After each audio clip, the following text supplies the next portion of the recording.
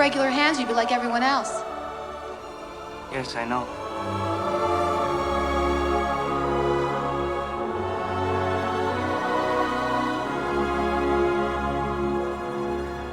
Hey guys, my name's Ashton Gleckman and welcome back to another episode of Behind the Score. Today I am really excited because we are going to be traveling back to the year 1990 and exploring the music for the film Edward Scissorhands, directed by Tim Burton and composed by the great Danny Elfman. Even though Edward Scissorhands came out 10 years before I was born, I remember returning to it every single year, starting about the age of 5 or 6, and always being amazed at how creative and singular and sort of special this film was. There's this beautiful strangeness to the film that really encapsulates the early years of Tim Burton and Danny Elfman and films like Beetlejuice and Pee-wee's Big Adventure, and this is the film where so much of all of those ideas from the previous movies come together, and it's a big operatic score with amazing themes, incredible orchestration. Edward Scissorhands is one of those scores like Gladiator, for example, where every single time I go back to it, I get just as emotional as I was the first time watching it. And just like Burton creates this entire world in the film with his visuals and with character, Elfman does with the amazing choir and the big orchestra and the Celeste, and of course, with those themes like the Storytime theme or the Kim and Edward theme.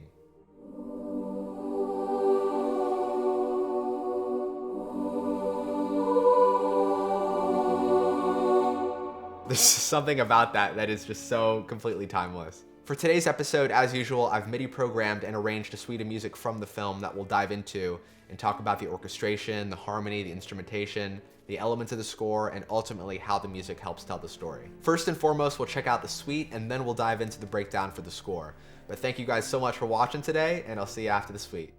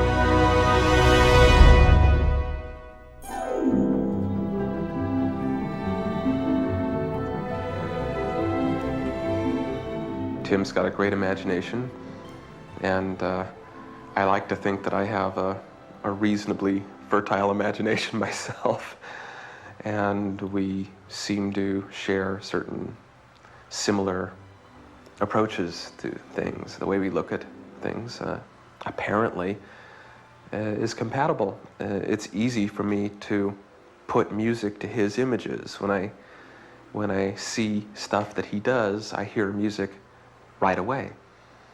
And I think in any, historically, in any composer-director relationship where they've had a long relationship, which many have had over the years, there's a sensibility that they share that just seems to work out. Edward Scissorhands was a film released in 1990, directed by the great Tim Burton, who is one of these great sort of auteur filmmakers who brings his specific imagination and vision really into every single project he works on.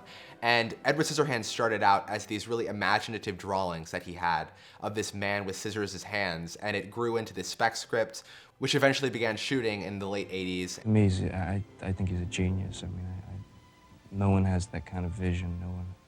No one can express that vision the way that Tim does. I mean, he's just, he's incredible. It's one of these films that are sort of genre bending because it's got elements of fantasy, it's got elements of gothic romance, of sort of traditional drama, of comedy. So it's blending all of these things together to create what I call a Tim Burton film. It is just such a film characteristic of his own individual style. Tim had this brilliant image and no home for him. And he went off to do Beetlejuice, and I wrote the script. The minute he said to me, well, it's about this guy who's got scissors for hands, it just bang. I knew the story. I mean, it was so resonant and so powerful and such a clear expression of feelings. The story begins in the film with a character called the Inventor, played by Vincent Price. And the Inventor creates this being called Edward, who is this man that has scissors as hands. And after the Inventor dies and leaves Edward sort of alone in the castle, Edward just dwells in this darkness, this almost like purgatory state for years and years, until, of course, Peg, who's one of our main characters, comes into the castle, goes up, to the top floor, into that attic space, and finds that there are these remnants of these newspaper clippings that someone has been posting. Why are you hiding back there? You don't have to hide from me. Once Edward is brought back from the castle into the suburban neighborhood, we get the classic fish out of water situation. And, on the first night, he finds out what a waterbed is, and we have him trying to put on pants, and he's trying to eat at the dinner table, and, he's using his scissor fingers as kebabs, and he's cutting the hair of the women and the dogs in the neighborhood. So he's this character who's, of course, completely unfamiliar with his surroundings, who's learning every step of the way. And the whole entire community is looking at him as some strange phenomenon. And the only people that are really looking at him with some sense of humanity is this family, and specifically Peg and the daughter Kim, who grows to really fall in love with him in a similar way to how Belle falls in love with the Beast in Beauty and the Beast. I think it first started out of just those very simple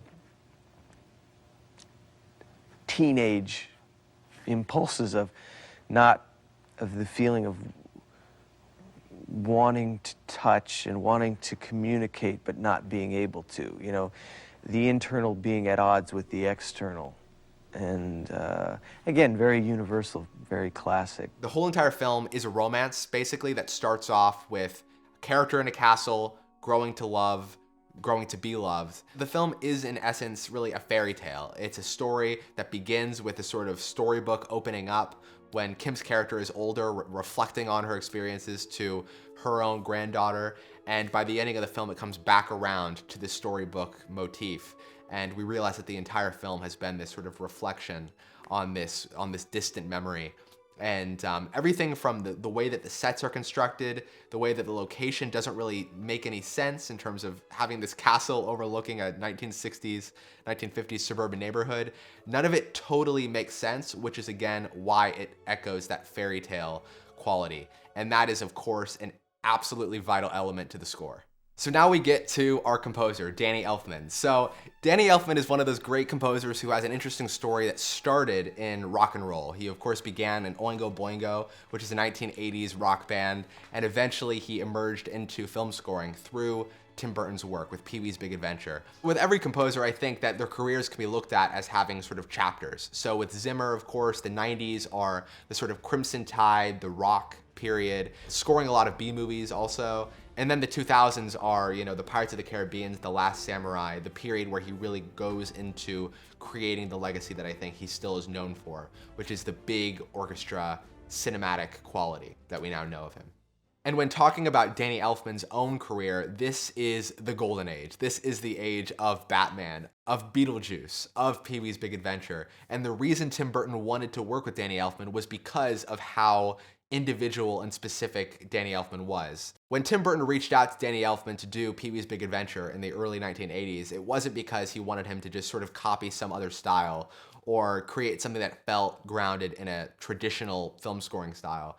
He wanted Danny Elfman to do Danny Elfman.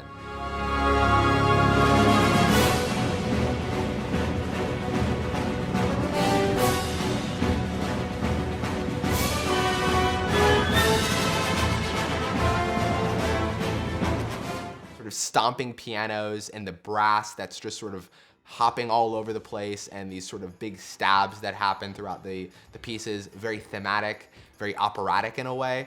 And I think that's what characterizes Danny Elfman's style. And this period of the 1980s, starting with Pee-wee's, going all the way through Edward Scissorhands and Batman Returns, and this is the golden age of Danny Elfman, Tim Burton, because basically it's bringing together their own quirkiness, their own individual artistic voices, melding it together and creating films that are utterly their own. With Tim, I never know what I'm going to get. And I learned by Beetlejuice that I was better off not trying to prepare for it in any major way, because I'll read the script, I'll think about it, but whatever it is I think his movie is going to be, when I first see it for the first time, it's always completely different than what I was expecting. And finally by Batman, I decided just better to wipe the slate clean and go in with a real fresh, open mind without a lot of preconceived musical ideas. And because I had to undo a lot of ideas for Beetlejuice that I was thinking in my head. When I saw it, I heard a whole different score, I mean, completely different. The first rough cut I saw. Even though Burton and Elfman had done a lot of great work leading up to Edward Scissorhands in 1990, to me this film is really a culmination of everything that they had done up to that point, all put together into one film. And for me, this film is easily the most characteristic of their collaborative relationship throughout their entire careers. This is the film that was meant to be made. And every collaboration between a director and a composer, whether it's Damien Chazelle and Justin Hurwitz on La La Land, whether it's Zimmer and Ridley Scott for Gladiator, there are those projects that just feel like everything went right in terms of the way that the collaboration came through. And they're just perfectly in sync throughout the entire film. And that is what makes it so powerful, from the moment that the first frame opens up all the way through to the very end when we have the snow falling from the castle. It was following the intensity of Batman, and we were totally left to our own in this weird world. I had no model, as I never seem to have, of what type of music will fit his films, and it's just a score that I still have very fond memories. It was a very simple kind of experience working on that film. And I think the most important aspect of director-composer relationships, specifically looking at Burton and Elfman, who have had this legendary career, is having a filmmaker who has an artistic vision, but at the same time is willing to let the composer do their thing, bring the quirkiness, bring their adventurous musicality into the film to form something that is truly their own. And I think that that is why they're so in sync all the time, because they're auteurs in the best way, and they bring themselves into everything that they do. Danny Elfman was actually 36 years old when he started scoring Edward Scissorhands, 37 when it was released. But what's really cool about it is that it's the bridging point between the days of Beetlejuice and Nightmare Before Christmas. Nightmare Before Christmas brings all of the quirkiness that works so well in Beetlejuice, for example, but it has this mellow, beautiful, celestial quality that you could only point to Edward Scissorhands as being the sort of originating point for that style.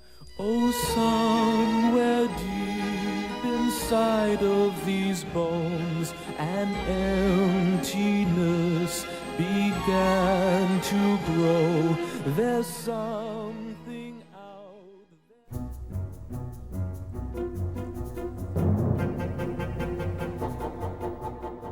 The orchestra for Edward Scissorhands. So we're looking at 28 violins, 10 viola, 10 cello, and also 8 basses. It's a relatively good-sized orchestra, 79 people all in all, if you include winds and brass.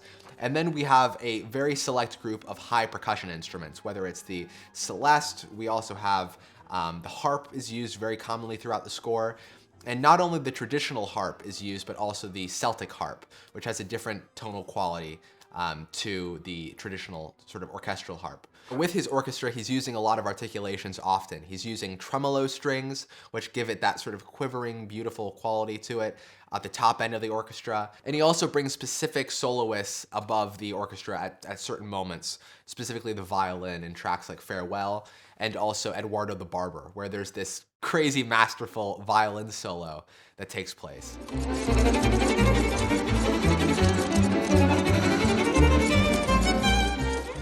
We know Danny Elfman uses choirs from a lot of his other scores, including later on in his career, but Edward Scissorhands completely relies on the work of the choir to create the ethereal world of Edward. So really we're looking at a children's choir, we're looking at a female choir, and the way that they all meld together is basically to create a texture that is constantly lingering above the film and lingering above the orchestra. And we really have two different textures in terms of the choir. One, it's used for the more ethereal moments in tracks, for example, like the grand finale or Ice Dance. No, sweetheart. I'm an old woman now. I would rather him remember me the way I was. But then we also have what I call the quirky choir.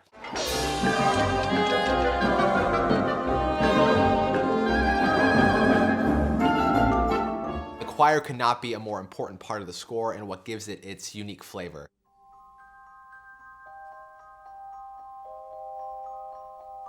The celeste, for those that aren't familiar with the instrument, it's almost like a bell instrument that you play like a piano, but it sounds like these sort of small bells.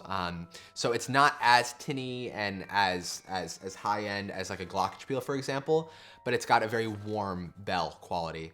And you'll hear it in scores like Harry Potter, for example. The celeste is constantly interweaving throughout this score, and it's often there as like a motor. So for example, in Ice Dance, you'll hear at the beginning of the track, you know, it creates this arpeggio going between the two chords of B flat major and D minor. And it just keeps going between the two.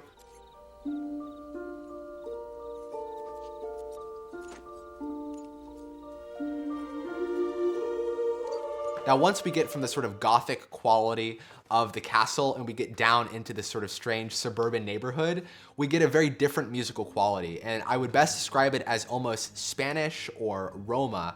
And the best scene to look at in this regard is the scene where he is cutting the hair of the dogs and of the women in the neighborhood.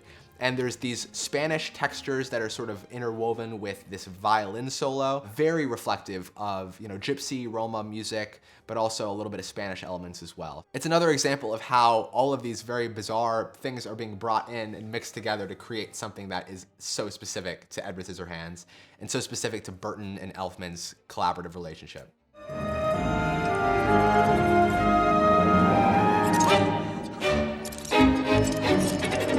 Really magical hodgepodge of different qualities. And that is what makes Edward Scissorhands, Edward Scissorhands. The orchestration on this score is absolutely magical.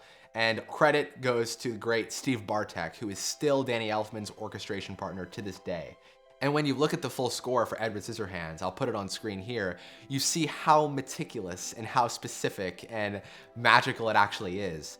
And specifically when the full orchestra is playing all together, and you have brass and winds and choirs and strings all playing together. Sometimes it could sound like just a big piece of concrete, the orchestra all playing together. Whenever the orchestra is playing these big 2D sort of textures together, it sounds so clear, like it sounds transparent throughout the score. And a lot of the credit goes to the great Steve Bartek for his amazing orchestration. I did want to add one final little element of the score, and that is the use of inversions and also moving voices. Elfman's harmonic language for this score, the chords that he's using, the interweaving between keys often, it's very specific to his style. But I think the thing that I love so much about Edward Scissorhands is the way that the lower voices of the orchestra, whether it's the cello or whether it's the basses, are always moving up and down and creating movement in these orchestral textures. If we have a standard chord, C, E, G, for example, C major, we could play it like that, or we could play it like E, G, and C, which is a first inversion, or G, C, and E, which is a second inversion. And often Elfman will actually be weaving in between different inversions as, you know, a chord is being played. So if you listen to Ice Dance, for example, you'll notice that the cellos are moving up and down through the different chords. When it goes to that D minor chord, it doesn't land on D, it lands on a F, which is a first inversion D minor chord. So I think he creates a very otherworldly quality by always making chords fresh, by bringing new inversions in and also making sure that the voices are always moving in some way and creating motion.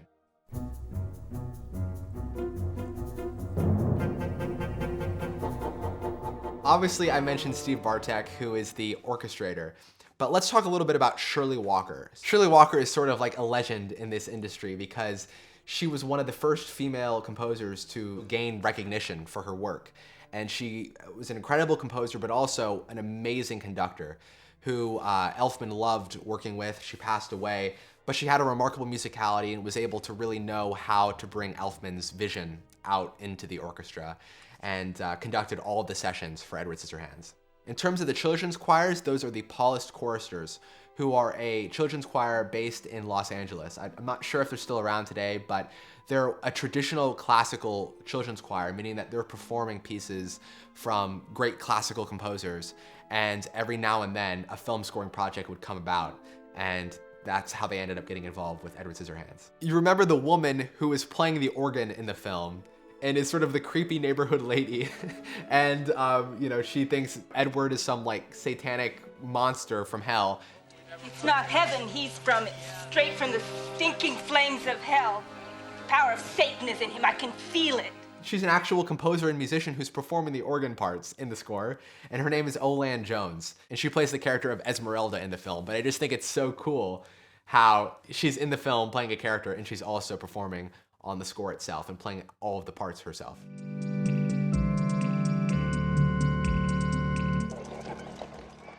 The mixing engineer for Edward Scissorhands is the legendary Sean Murphy. He is still working to this day, just did The Fabelmans with John Williams and Spielberg, also did West Side Story.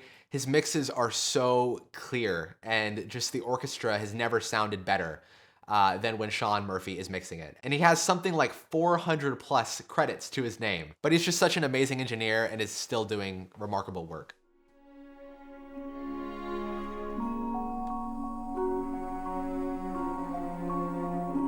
So let's talk about a few of my favorite pieces and highlights from the score. First and foremost, the beginning of the film, which is the waltz theme.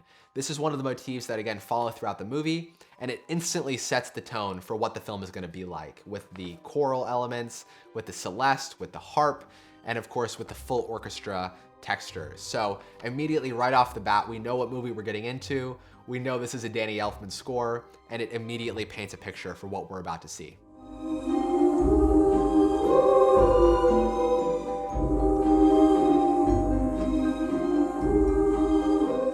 When Peg goes to the castle at the beginning of the film and eventually finds Edward in the attic, there's a cue that's playing underneath called Castle on the Hill.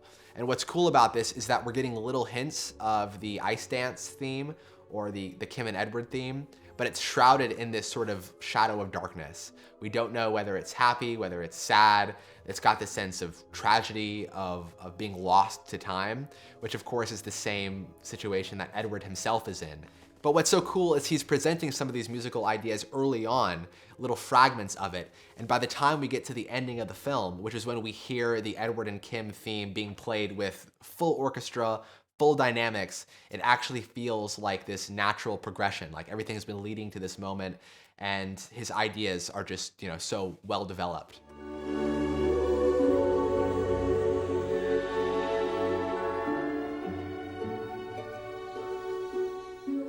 If there's one piece that is straight out of Beetlejuice, it is Cookie Factory.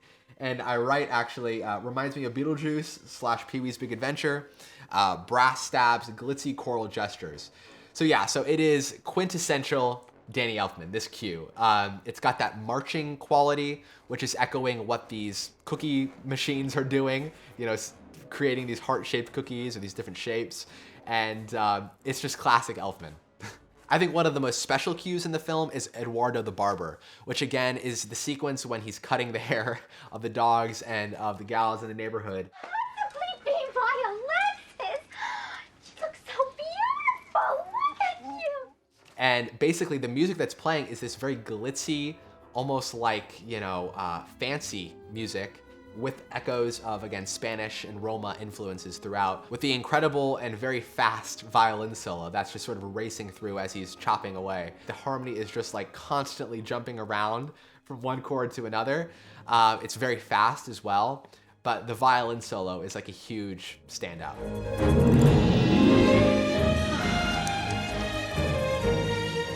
The final confrontation is a piece of music that's playing when we get to that third act crescendo moment, when we get to the castle and Jim has been chasing down Kim and Edward, and eventually Jim is killed, pushed out the window, and we have these great opening piano stabs, and eventually we crescendo to the full orchestra. And this is one of those pieces that's very tension-filled, and it's a great example of Elfman and Bartek using the orchestra to its full capability in terms of the texture and the sounds that the orchestra can make, but also the sheer power.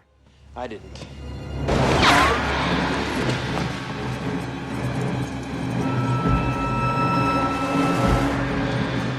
Now we get to the grand finale. So this is literally where everything has been leading to, every musical idea, whether it's Kim and Edward's love theme, whether it is the orchestration techniques, whether it's the instrumentation from the, using the full orchestra, including the choirs.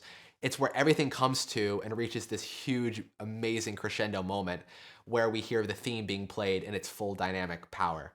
And that happens at the very end. And then, of course, we cut to credits with the snow falling from the castle, and the credits start rolling. How do you know he's still alive? I don't know. Not for sure, but I believe he is. But it's a great lesson in terms of composers planting seeds throughout the film and letting them sort of grow and evolve as the characters and story evolves. And then finally at the end of the film, giving it that payoff moment. We saw it, for example, in Gladiator when Zimmer brought out the Now We Are Free moment. And the Now We Are Free theme was, of course, introduced very early on in the film, at the end of the battle sequence. And it comes to that great moment with Lisa Gerrard singing at the end.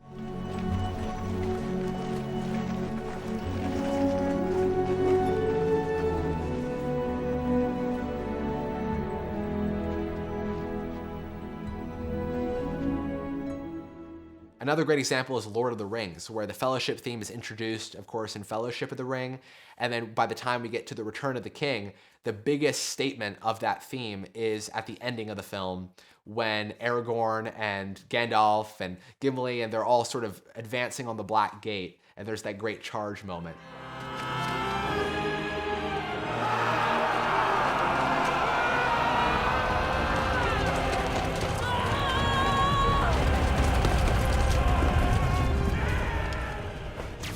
So that's the great technique that Elfman is using here, is let's present our musical ideas early on, let them evolve, grow them throughout the film, and then finally at the end, bring it to this big crescendo.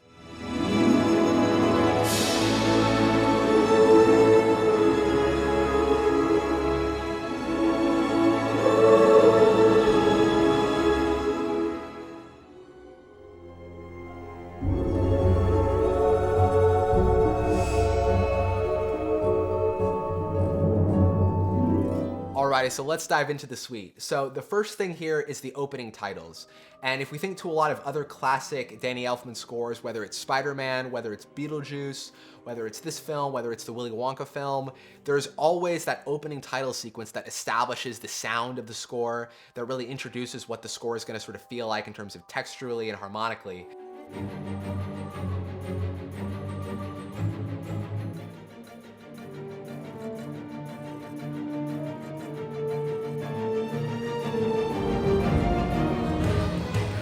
And Edward Scissorhands sort of instantly immerses us into this world that has a sense of mystery to it. The opening line is this Celeste phrase, which basically all that is it's a C minor chord that's just continuing to go down, you know.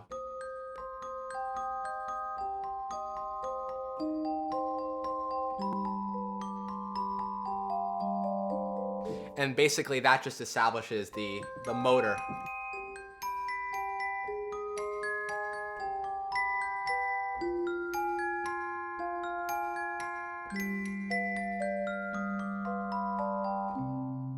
So you'll notice that the Celeste is usually always there somewhere in the midst of the orchestra, really driving everything forward. So let's listen to the first few moments of this opening cue.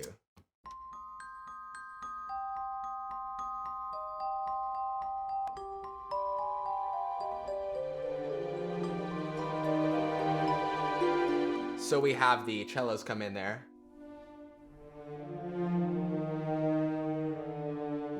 And then the string tremolos come in at the very top. And you'll notice that with Edward Scissorhands, Elfman is constantly using these string tremolos that sort of sit above the orchestra and give this sense of sort of levity, but also of tension. It's this sort of beautiful tension that's always there.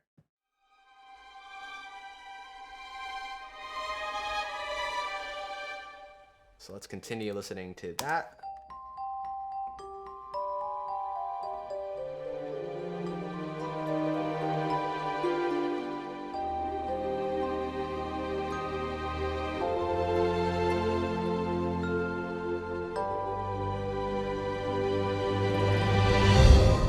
So harmonically, all that we're actually doing here for measures 1 through 15 is basically we're going from C minor to F major and then to G major. And then that G leads us straight back into C minor. And you'll notice that the choir comes in,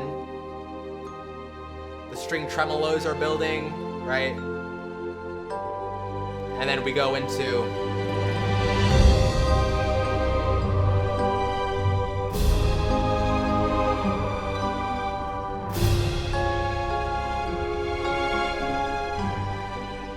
one of the things we were talking about earlier is Elfman's amazing use of voice writing and voices weaving in and out. And you'll notice here, for example, with the string tremolos are constantly doing things like this.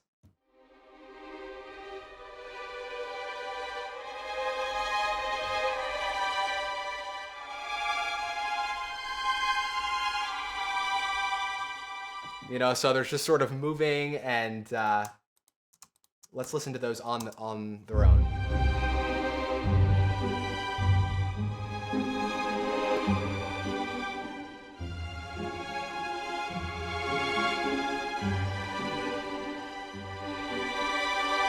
Beneath all of the string tremolos, we have string pizzicatos, which are providing a lot of the bass for the string section.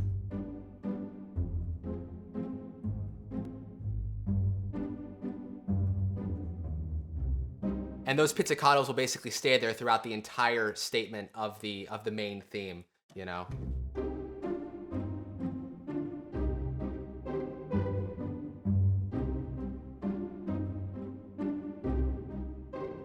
Going between the 1 of the chord and the 5.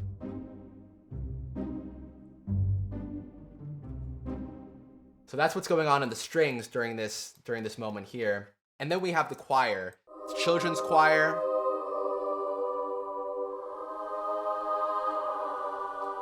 He's going from the oohs, you know, to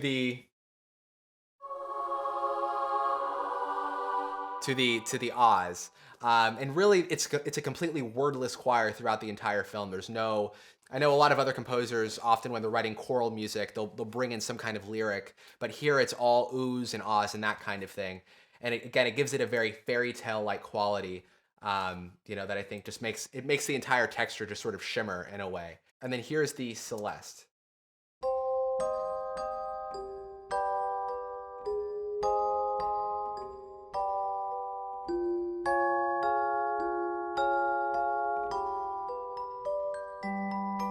Even though we have, a melody like da da da da da da da, we also have these accenting instruments that are creating our rhythm.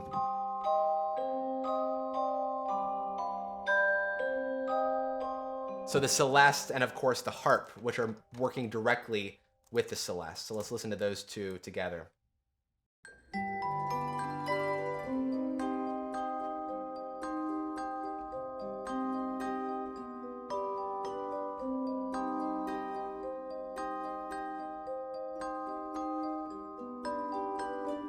And on this passage between bars 15 and 23, we'll notice that we also have a little bit of brass coming in as well, and bassoons. And this is a score that really takes advantage of the woodwind section, for example. A lot of other scores that are written now often overlook the winds, and I think that Danny Elfman, especially in his early years with scores like Batman and Beetlejuice, he's taking advantage of the full spectrum of the orchestra and what each instrument really can bring to the sound.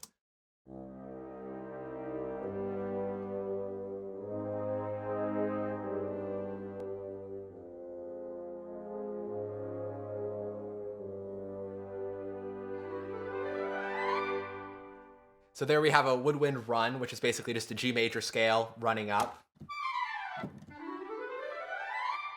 And then over here with the percussion, we have these big, almost bass drum-like hits after the timpani comes in.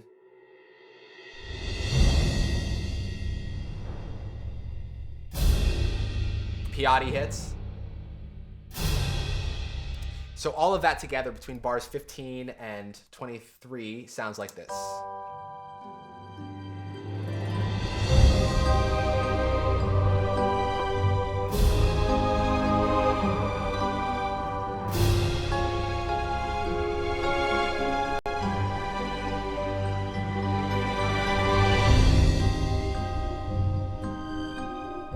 Here on bars 23, we enter the sort of statement of the main theme.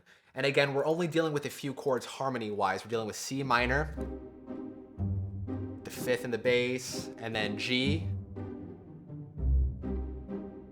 and then back to C, and then G, and then F minor with sort of a 6 in there, and then back to G. It's really the choir that's carrying the melody for the first pass, and then the second time it comes around, it's the English horn that's really carrying the melody.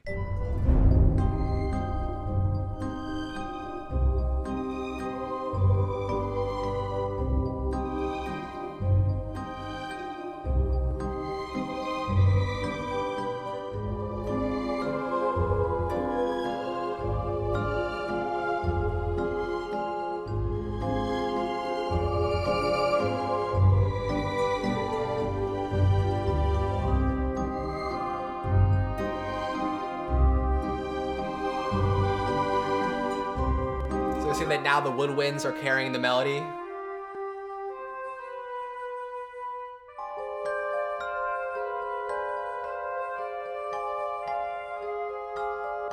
And then for the choir, we bring in the ahs.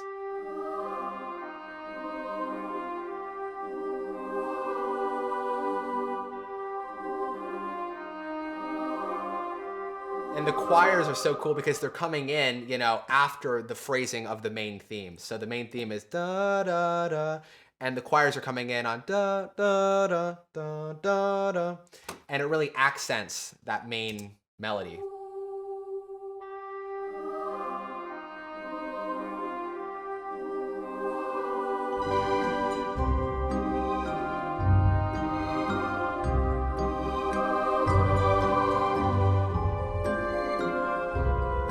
also notice how these string tremolos are sort of working in parallel with the phrasing of the choirs.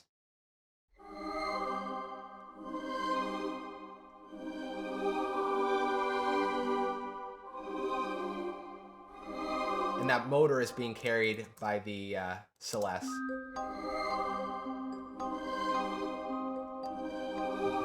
And the bass with the pizzicato.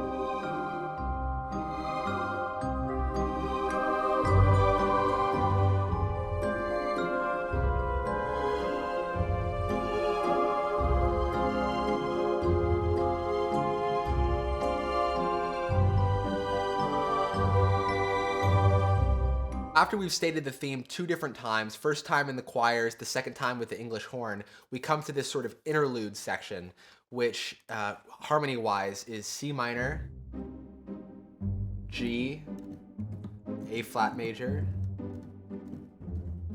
F minor, and then that goes into D flat major with a third in the bass, which is sort of like it's a first inversion chord, and then G. And it sort of keeps doing that. And one of my favorite parts of this interlude section is over here near bar, I think it's 67, 68, but it's when it goes to F minor. Just that whole entire, the way that that melody is phrased. And it leads into this big climactic section where we bring in the solo violin and the full orchestra playing together.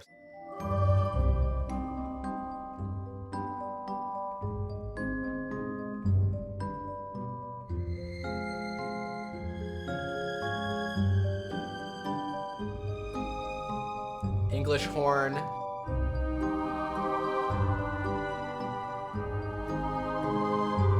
And here's that flute phrase.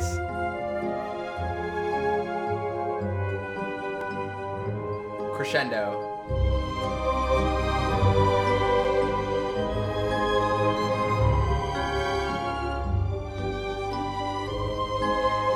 And here Elfman modulates from the key we were in, which is C minor, over to F minor. And the way that he does it is basically uses that C as the pivot, because C is the dominant of F minor.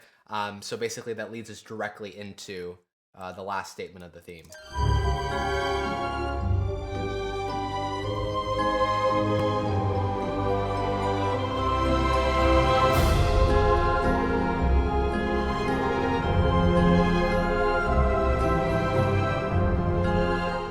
And this is one of those sections here, starting on bar 80, which could be described as a tutti section. It's a full orchestra playing together. And leading into that, we also have some string runs. So G major, C major,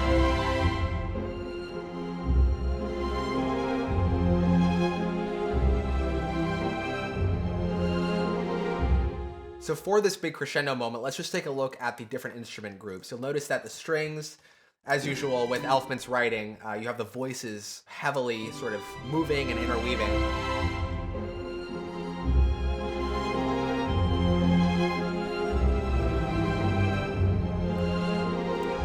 If you hear the basses here on bar 83, da da da da.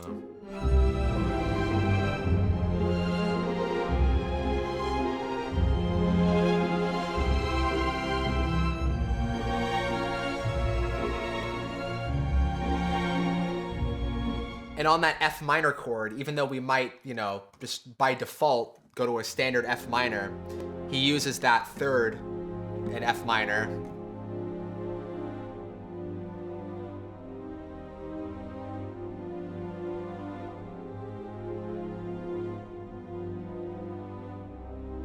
Just to keep it interesting and create a little bit of variation on it. So there are the strings and choir.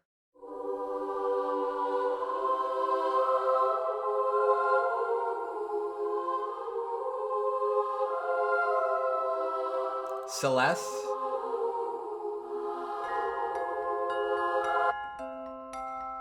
Percussion.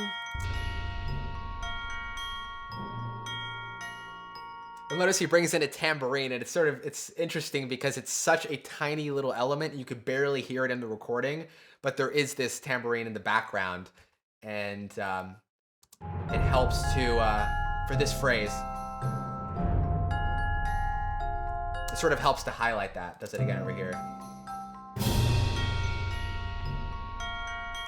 And then the woodwinds. The bassoon is a heavy part of his of the sound of the lower end in this score too. He uses a lot of bassoon, which has a very, the best way I could describe it, it's like a guttural kind of sound.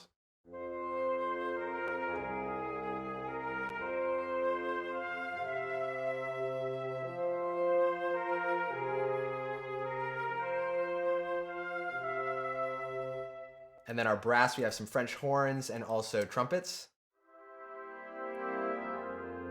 Tuba.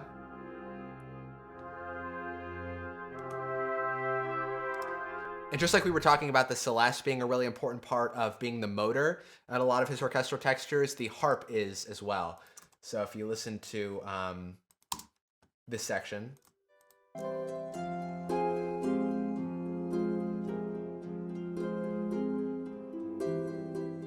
We've spoken a little bit on this channel too about Desplat and about his use of the harp. For example, the Danish Girl.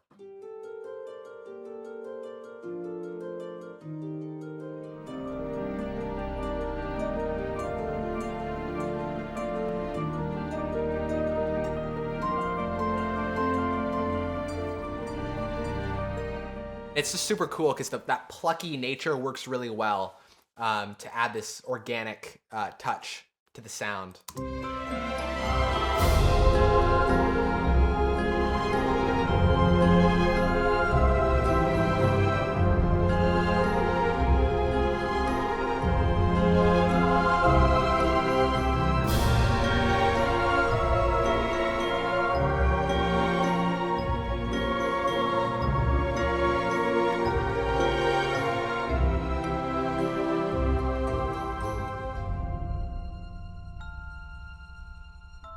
Here's our first statement of the theme. I like to call the theme sort of the Kim and Edward theme, but it could also be looked at as the Storytime theme because that's the name of the first cue that it's introduced in on the OST.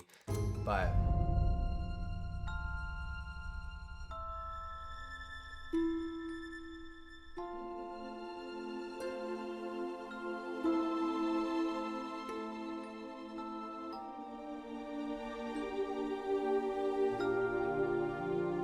you know, and this progression, you know, it's used all the time, especially recently. I mean, Desplat is a good example.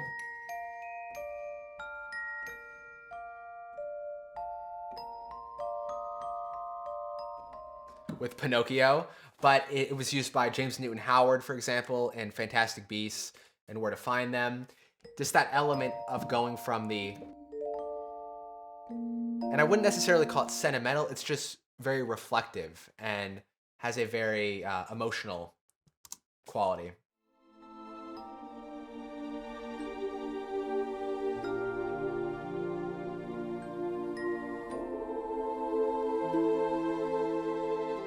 One of the things I think is so beautiful about the way that Elfman wrote this theme was using that inversion at the end of the phrase. So if we get some strings, so we go from F,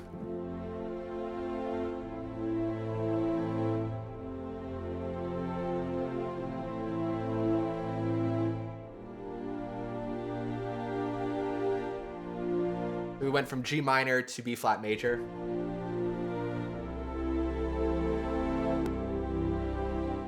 Instead of that A minor being just, instead it is A minor with the C in the bass.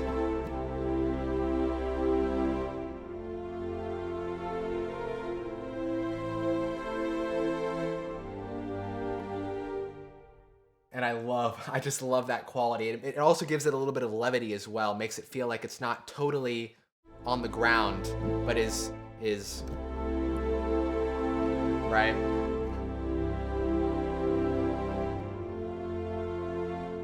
So over on bar 112, this is the start of the track Storytime.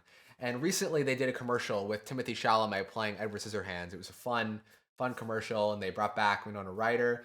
But they used this specific cue in that commercial. Next on Blanchard Street. So let's check it out.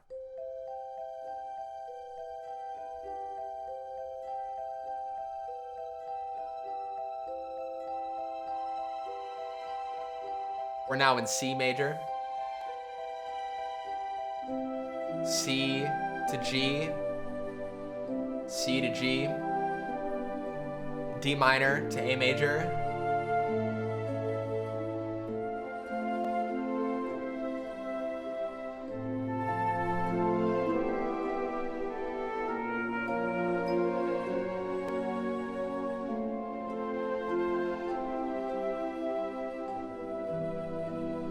Same thing there with the first inversion.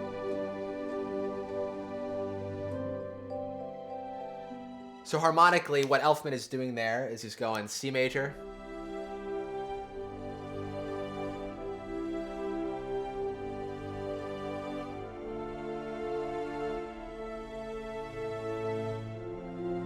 and that's an F major to a C, F major to E minor, B flat minor,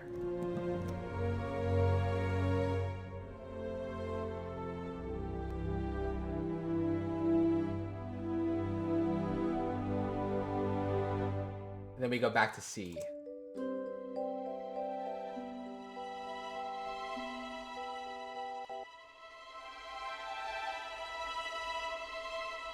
Pizzicato.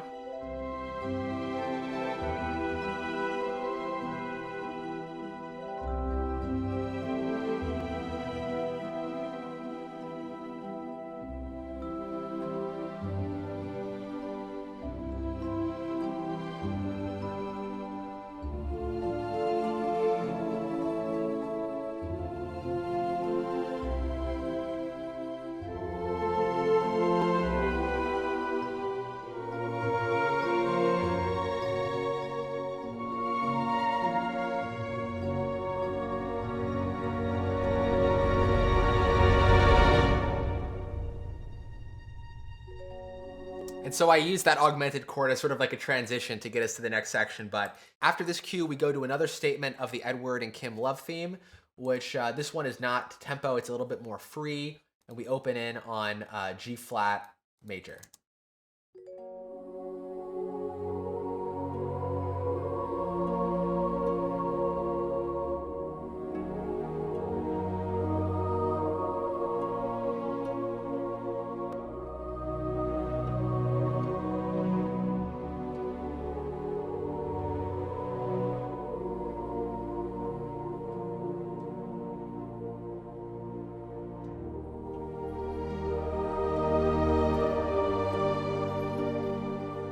We just modulated there, basically going from G flat major over to E flat major. So that B flat was that pivot.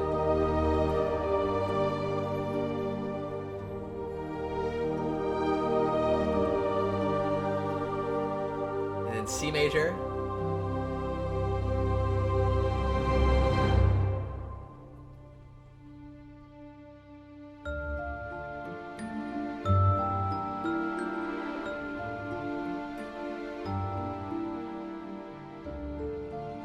The theme that plays starting on bar 191 is sort of like a B theme to that main Edward theme from the very beginning, and it goes a little bit like this.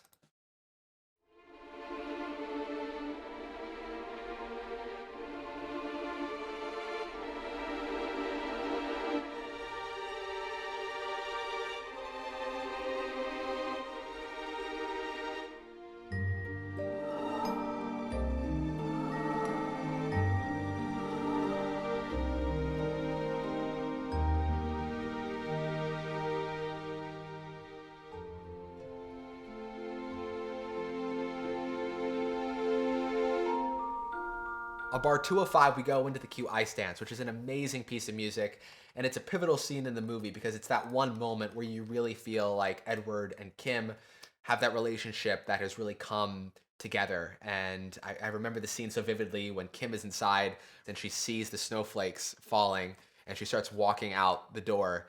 And it's just a beautiful sequence, and the music is nothing short of magical. It's just amazing. So here is the opening of Ice Dance.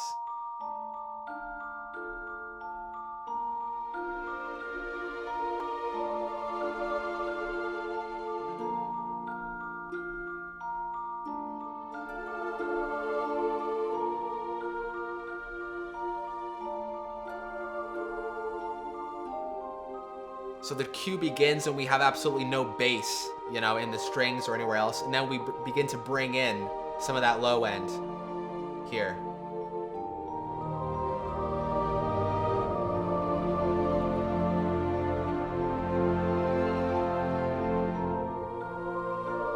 And I just love this moment starting on bar 215 when we begin to bring in some of the warmth of the strings.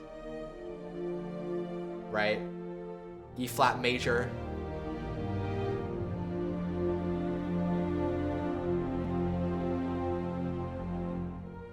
But just the way that Elfman uses the choir to create that sort of ethereal quality above everything, and then the strings act as, you know, the warmth to that entire texture.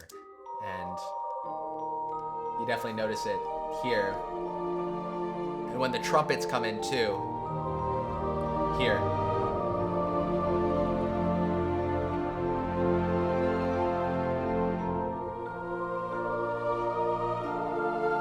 We still have the Celeste that's playing that motif.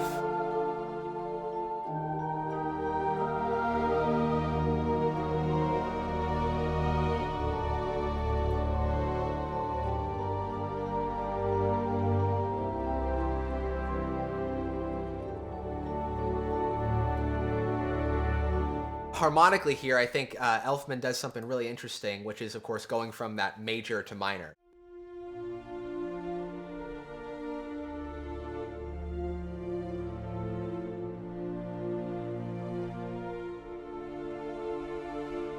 We go to E flat major, and then E flat minor.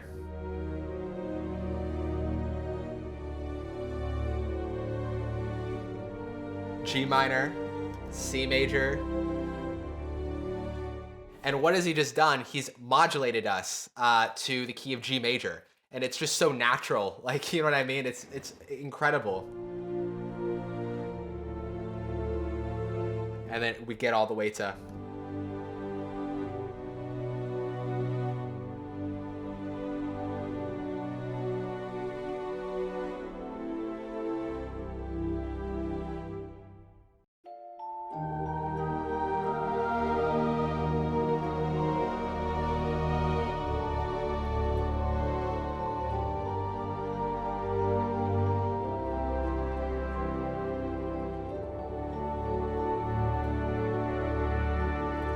the harp.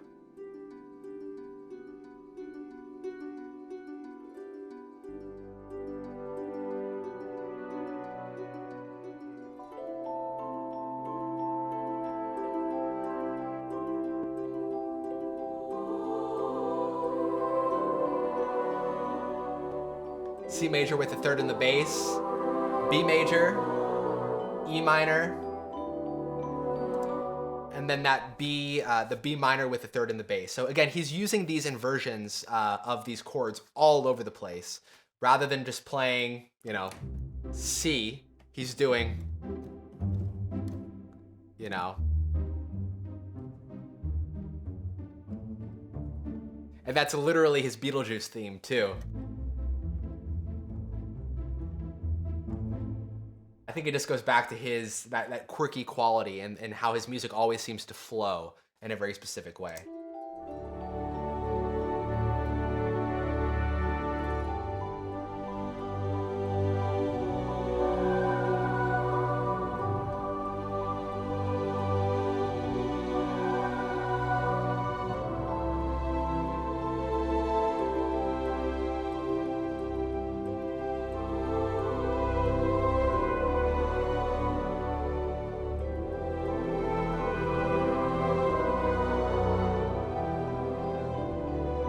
And then what I did is I went from the cue Ice Dance into the last piece in the film, the grand finale. So we have this big, you know, sweeping orchestral texture. The timpani, you know, roll leads us into the last statement of the theme. We have the Piatti hit once we get there. We have the choir sort of on full blast with that amazing melody.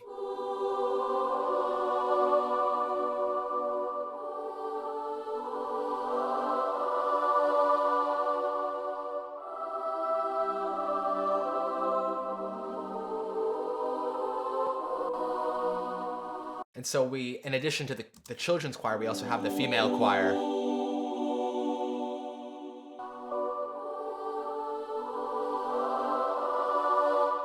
And then the big octave strings, which are pronouncing the theme.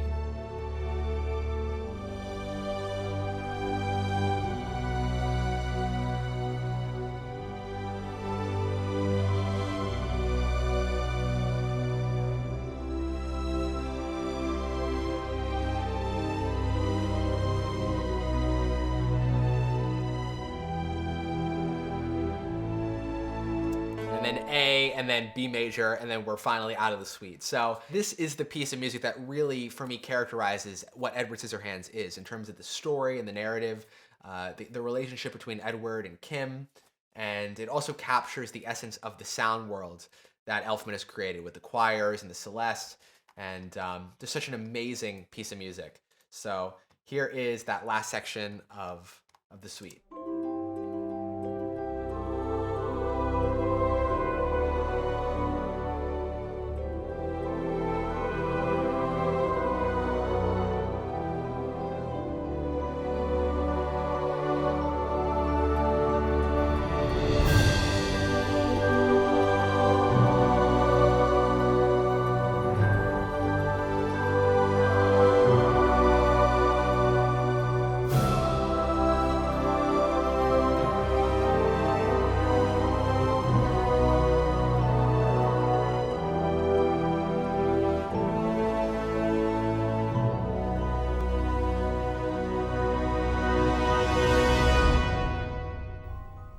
Alrighty, so there is Behind the Score, Edward Scissorhands. I just want to thank you guys so much for watching this episode.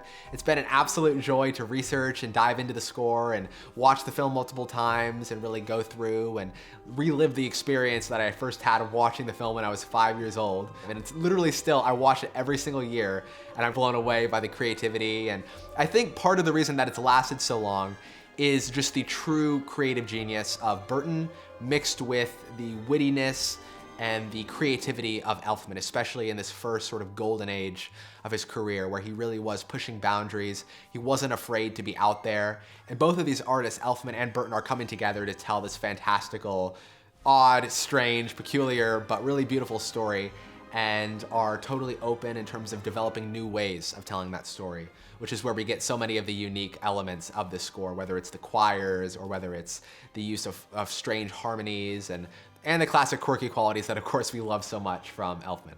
I think one of the more sad aspects of this score was the fact that it was never nominated at the Academy Awards that year. For some reason, this score was never nominated for Best Original Score, and I don't think I'll ever understand that. Of course, awards are not everything, and the score has lasted the test of time, and that is what I think matters most.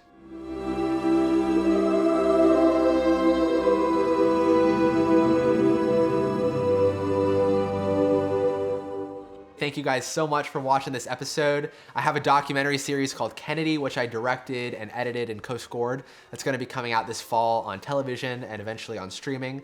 So I'm looking forward to sharing that with you, but I absolutely love making these and I only do them because of you guys. So thank you again, and I look forward to seeing you guys next time.